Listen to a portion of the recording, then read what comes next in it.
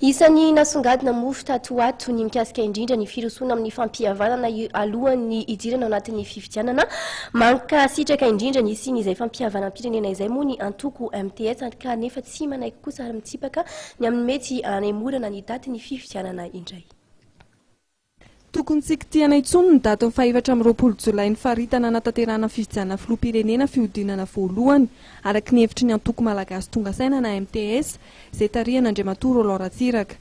Araka ny fanazavany entin'Andriamatoa Maso Michel mpandrindra ny antoko manaiky ny siny fampihavana-pirenena ny MTS ary heverin'izy ireo fa tokony filoham-pirenena voafidy no manana andraikitra ny fanatanterahana izany.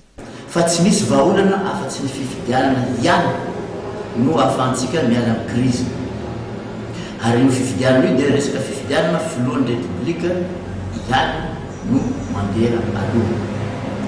Izany no natao dia mba hahafahan'ireo mpamatsy vola iraisam-pirenena mankatoa any Madagasikara. Satria raha tsy misy fankatoavana amin'ireo mpamatsy vola iraisam-pirenena ireo, Madagasikara tsy afaka eolon'olona samy irery. Na dia nosy aratsika tsy afaka eolon'olona samy irery ka hiteny hoe izay dia tsy mila an'ireo mpamatsy vola ireo, na izay dia tsy fampiraharaha amin'ireo fimonambe iraisam-pirenena ireo. Tsy afaka anao an'izany tsy Madagasikara.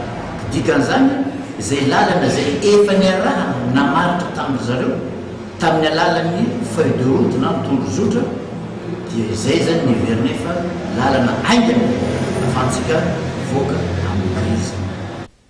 Efa betsaka ny kandida izay nametraka ny antota taratasy filatsahako fidiana filoham-pirenena hoy ny MTS ary heverin'ity antoko ity fa tokony hisy ny firaisan-kinan'ny kandida ary tokony ara-manohana ny datim-pifidianana izay efa nifaritany senita fa ny 4 volana Jolay 2023 ny fiodinana voalohany amin'ny fifidianana filoham-pirenena ary ny 5 septambra 2023 ny fifidianana filoham-pirenena fiodinana faharoa sy ny fifidianana solombavam-bahoaka.